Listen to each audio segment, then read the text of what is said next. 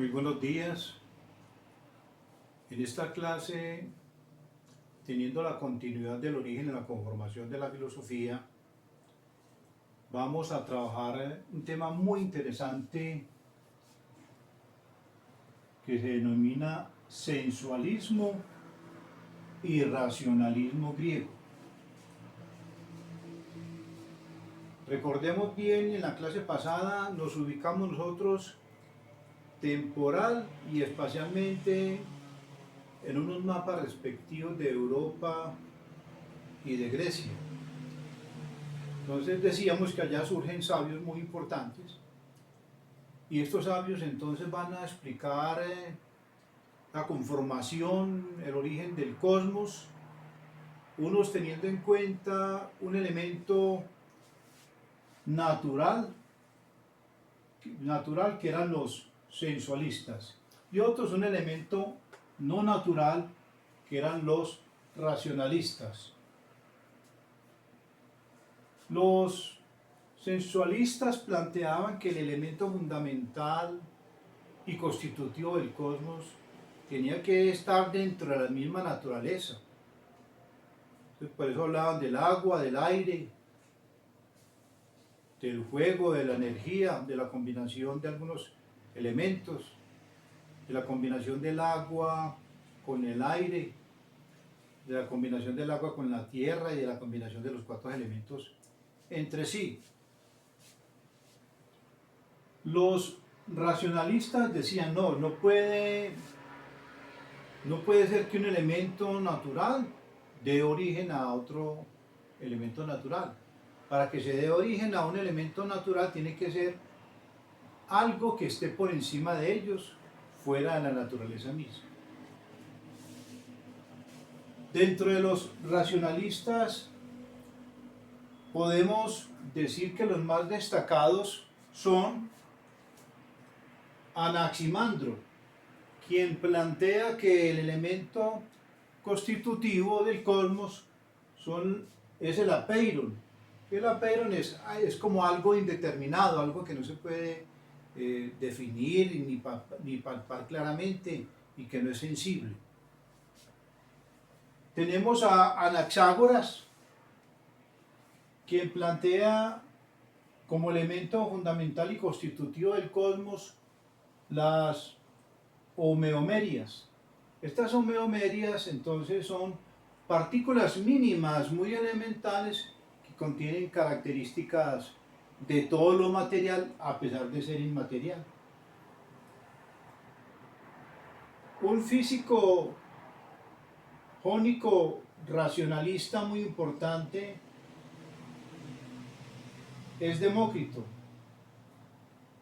quien va a fundar la teoría del átomo, o sea, la teoría atomal.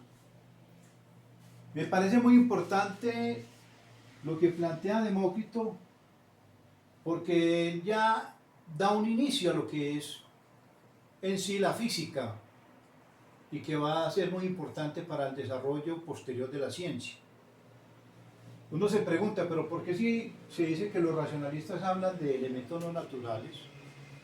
El átomo es un elemento natural, pero Demócrito lo consideraba como el elemento mínimo, indivisible de la materia. Uno se pregunta entonces sobre esta teoría de Demócrito tan interesante para aquella época que apenas era incipiente en herramientas científicas, y ya Demócrito entonces nos hablaba del átomo. Recordemos bien que a estos filósofos, tanto racionalistas como sensualistas, se les llamaban los físico-jónicos, porque hablaban de la física, de la composición del cosmos, de la cosmología misma que va paralela a la ciencia física. También se les denominaba presocráticos, porque surgieron antes de Sócrates. Y también el nombre de físico-jónicos debido a que muchos de ellos, como lo vimos en la clase pasada, en la ubicación geográfica, muchos estaban ubicados entonces cerca a Jonia. Así es entonces que estos presocráticos físico-jónicos van a dar los elementos fundamentales para la ciencia posterior. Entonces, el Demócrito es demasiado interesante cuando él nos habla entonces del átomo, por la sencilla razón de que nada menos y nada más que Albert Einstein, el físico más importante de la humanidad, plantea que si no hubiese sido por Demócrito, por Leucipo y Epicuro, no se hubiera podido desarrollar lo que es la física nuclear en la época contemporánea. Imagínense ustedes si eso lo plantea el físico más importante de la humanidad, donde le da los créditos que se merece el señor Demócrito. Entonces, ¿qué más podríamos nosotros decir? Si no hubiera sido por ello, entonces no se hubiera podido desarrollar toda la ciencia que tenemos hoy en día. ¿Cómo les parece que si ellos hubiesen tenido en esa época internet, sí que hubiera avanzado la ciencia de una manera mucho más ágil? Con Demócrito entonces, que plantea que el átomo es la partícula mínima e indivisible de la materia, es un sabio. ¿Ustedes qué dicen? El átomo sí será la partícula mínima e indivisible de la materia, los plantea este gran sabio. Los que opinen igual que a Demócrito, que es el átomo elemento natural e indivisible, elemento mínimo de la materia, están haciendo quedar muy mal a la profesora de química o a la profesora de física. ¿Por qué? Porque hoy en día sabemos que el átomo no es la partícula mínima indivisible de la materia. Sabemos que el átomo está dividido en partes. El átomo tiene protones, neutrones, electrones, etc.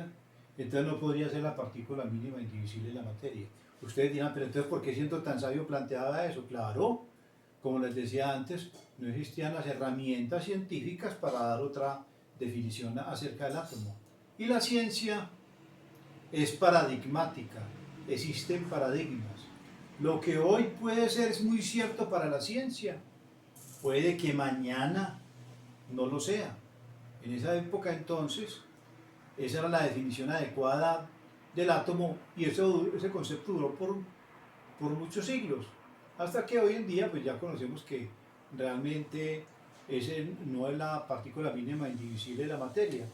Hace varios años se está planteando de otro elemento importante,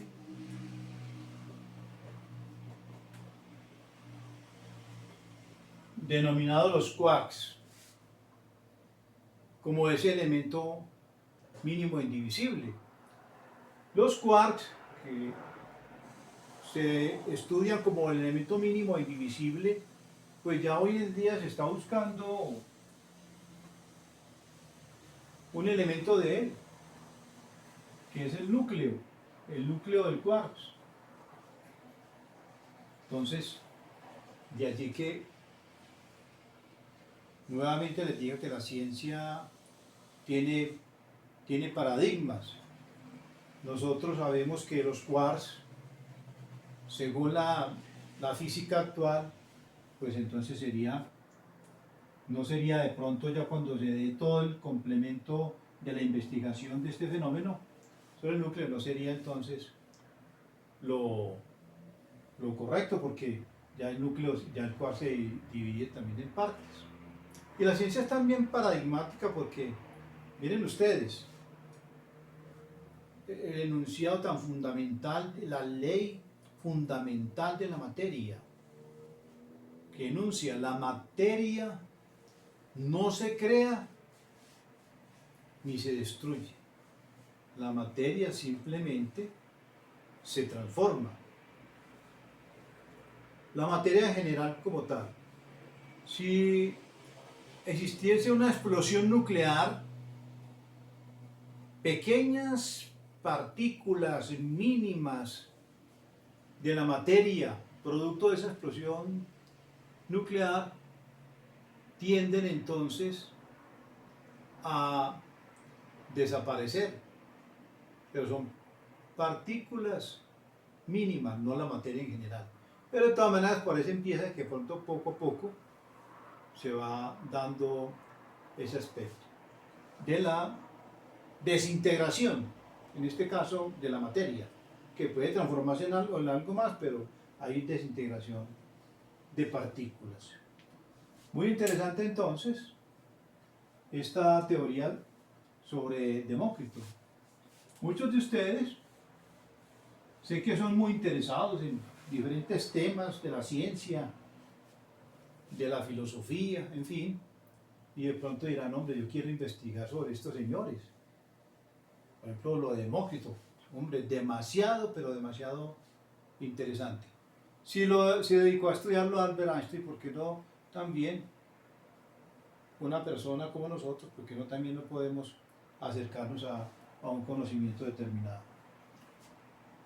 Otro de los físico-jónicos racionalistas muy importantes es Parménides. Parménides de Elea, de la ciudad de Elea. Parménides plantea que el elemento fundamental y constitutivo del cosmos es el ser, pero no el ser como un objeto ni como una persona, sino algo que siempre está permanente, y dice que el ser es único, es indivisible,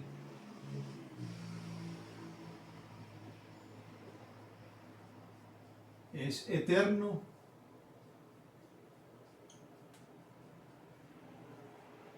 y es inmutable.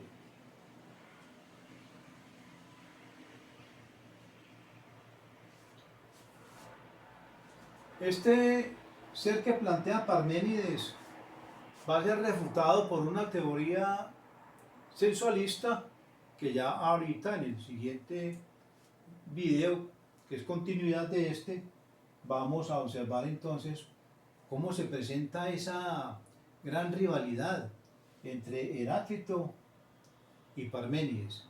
Demasiado interesante, y ya lo vamos a ver enseguida cómo se va a dar la refutación de lo que es una doctrina filosófica llamada ontología,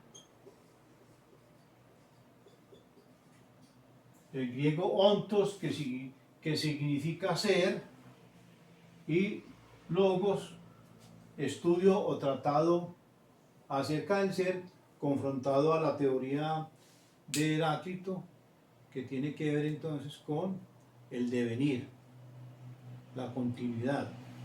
Entonces ya pasamos al siguiente video para ver lo que plantean ya no los racionalistas, sino los sensualistas griegos.